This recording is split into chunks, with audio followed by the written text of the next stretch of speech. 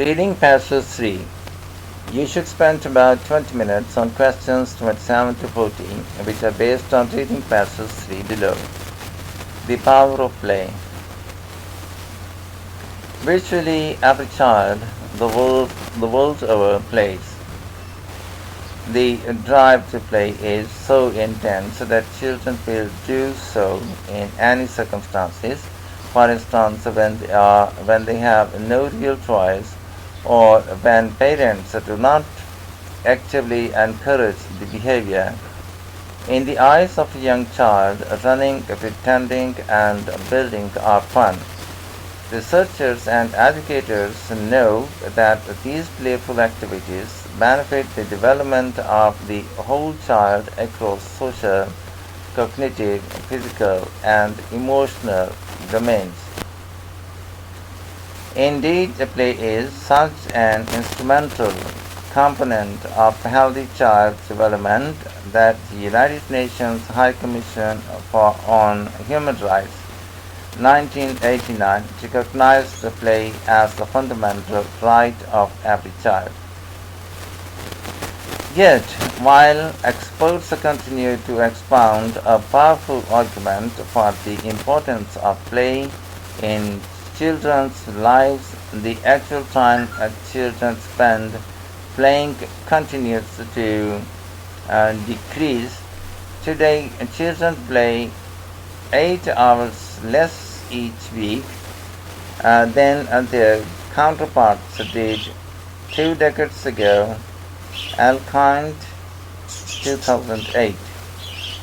Under pressure of rising academic standards, play is being replaced by test preparation in kindergartens and grade schools, and the parents who aim to give their preschoolers a leg up are led to believe that flashcards and educational trials are the path to success. Our society has created a false dichotomy between play and learning.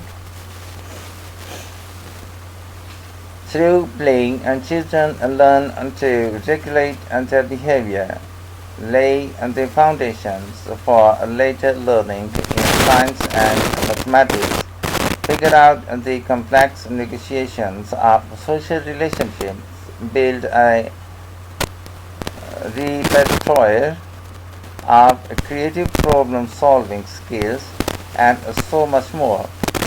There is also an important role for adults in guiding children through playful learning opportunities. Full consensus on a formal definition of play contributes to elude the researchers and the theorists who study it.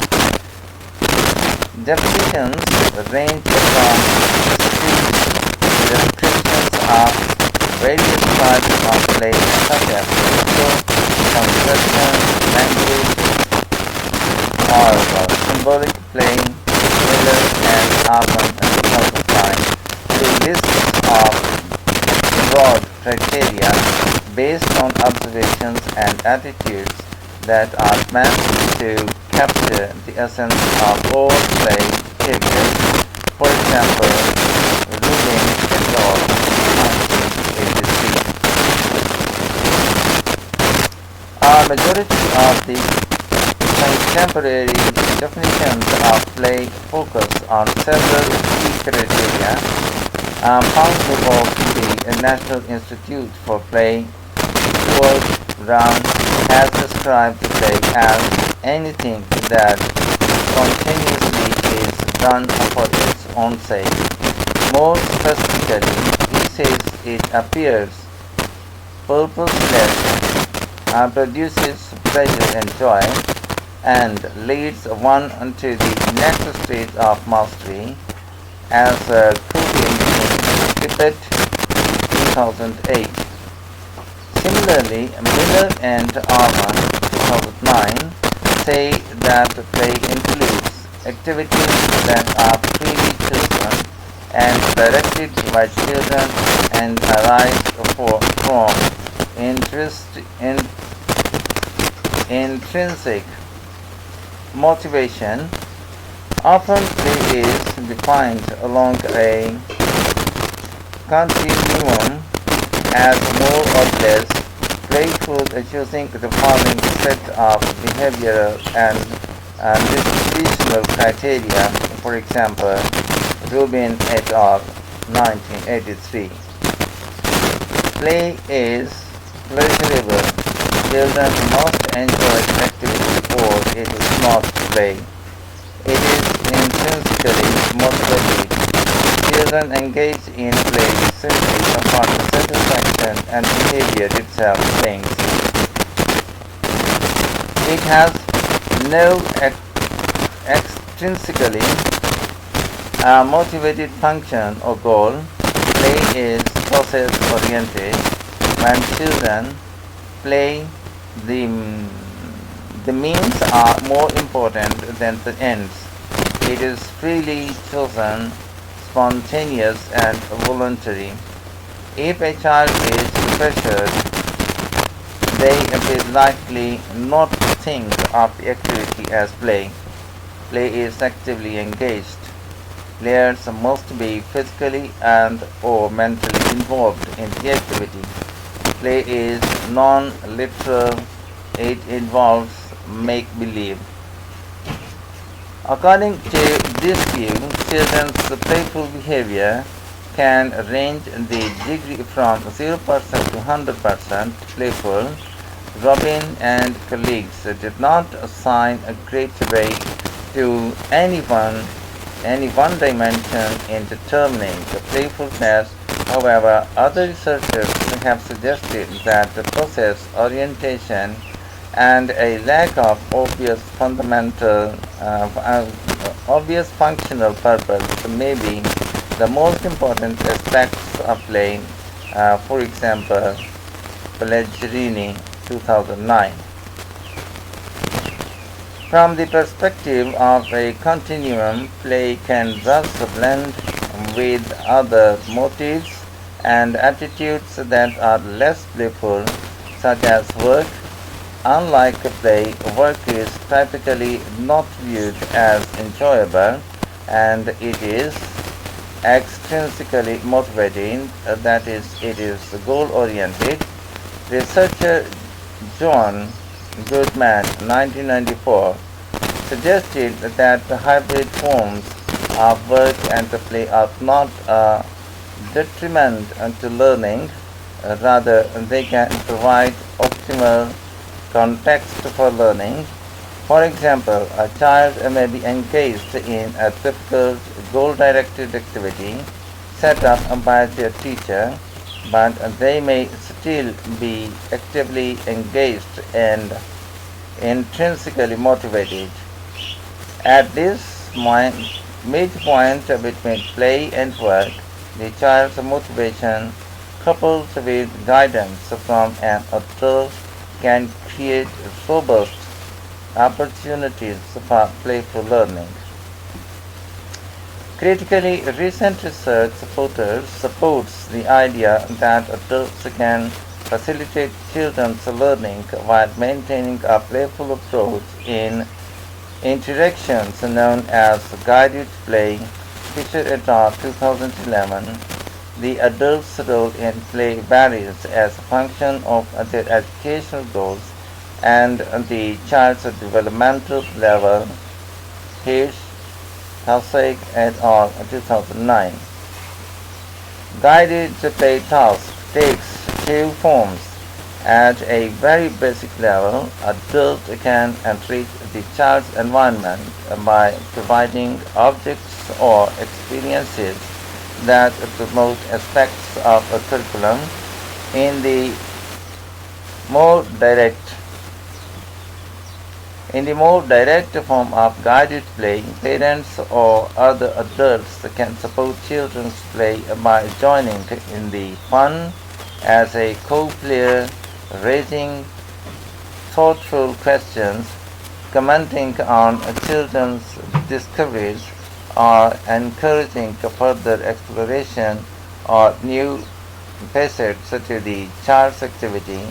Although playful learning can be somewhat structured, it must also be child-centered. Nicolo Polo et al. 2006. Play should stem from the child's own desire. Both free and guided play are essential elements in a child-centered approach to playful learning. Intrinsically motivated free play provides the child with the autonomy, while guided play is an avenue through which parents and educators can provide more targeted learning experiences. In either case, the play should be actively engaged in. It should be predominantly child-directed, and it must be fun. Questions 27 to 31. Look at the following statements, questions 27 to 31, and the list of researchers below. Match each statement with the correct researcher A to G. Write the correct letter A to G in boxes 27 to 31 on the answer sheet. Play can be divided into a number of separate categories. Miller and Almond. B. Adults' intended goals affect how they play with children. His Pasek et al. G. Combining work with play may be the best way for children to learn. John Goodman. F. Certain elements of play are more significant than others. Pellegrini. E. Activities can be classified on a scale of playfulness. Rubin et al. C. Questions 32 to 36. Do the following statements agree with the claims of the writer in reading passage 3? In boxes 32 to 36 on the answer sheet, write yes if the statement agrees with the claims of the writer, no if the statement contradicts the claims of the writer, not given if it is impossible to say what the writer thinks about this. Children need toys in order to play. No. It is a mistake to treat play and learning as separate types of activities. Yes. Play helps children to develop their artistic talents. Not given. Researchers have agreed on a definition of play. No. Work and play differ in terms of whether or not they have a target. Yes.